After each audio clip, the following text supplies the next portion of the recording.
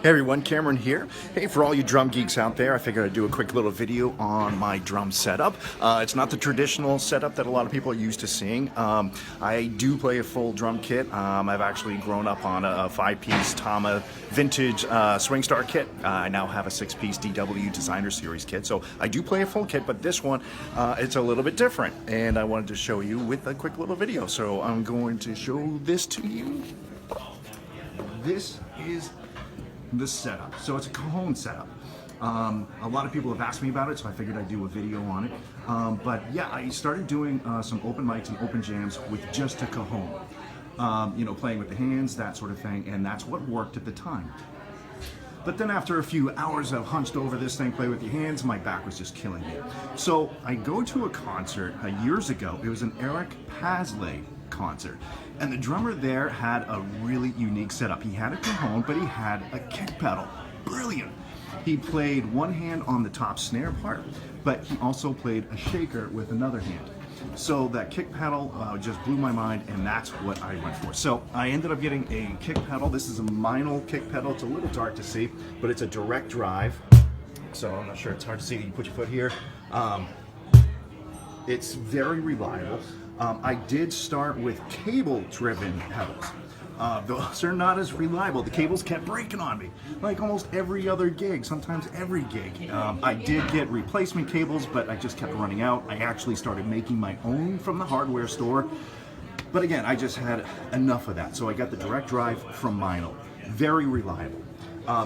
There is one point where you might run into a little bit of trouble. It's the pivot point right here on the lever, on the kick lever. That bolt right there may eventually fatigue and break, but maybe after a bunch of gigs, maybe 2-3 months, that sort of thing.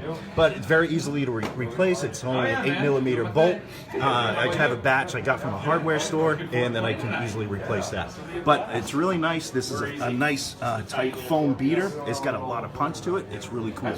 So then over the years, I started adding on to it. I wanted to get a hi-hat and a snare. Awesome. So, yeah, I mean, literally, it's two acoustic. So this is what I got.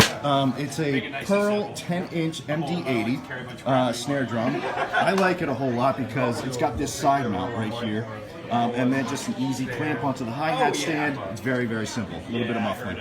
Now the hi-hats, you know, you could play, you know, a regular 13, 14-inch hi-hat setup.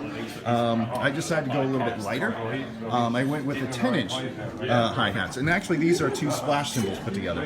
The bottom one is a Sabian HHX Dave Weckl Evolution Series splash cymbal right there. So I use that on the bottom, and on the top, I'm doing a quick video.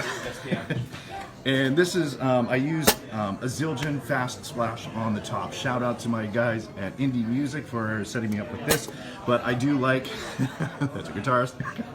I like the lathed cymbal on top. It just adds a little bit of articulation, a little bit more definition, combined with the hand-hammered cymbal underneath. So that's what I like for the hi-hat. Again, it's just the snare clamps right onto the hi-hat stand. Sticks. I do like to use the hot rods for some lighter songs, so those are there. The sticks I use are, where is it? Regal Tip.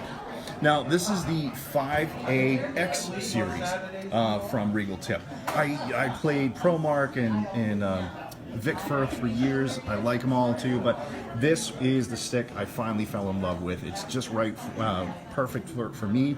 I like the lacquered finish. It's good for the grip, so I really like these sticks right here.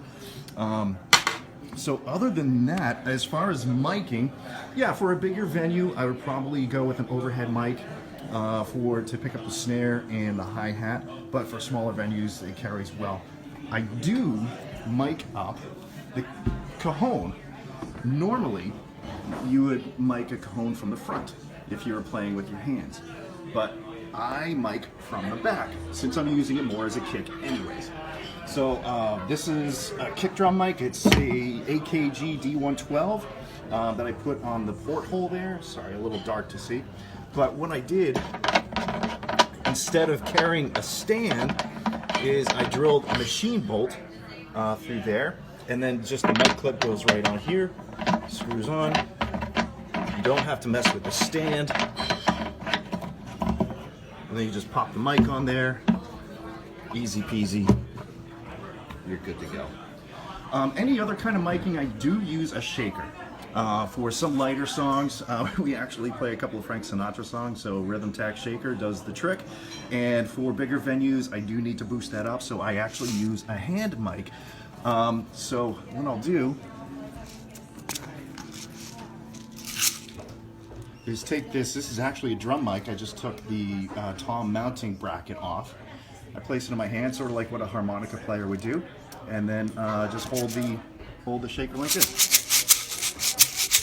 Simple, easy like that. So that's the only miking I use for the system. And as far as the sound of this is the kick. Nice and punchy.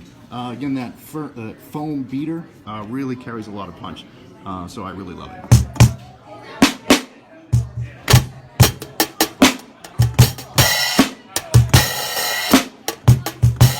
That's how it sounds. So I just figured I'd just give you a quick little tour of my setup. Hope you guys like it. Geek out, all you drummies. I sure did, Cam.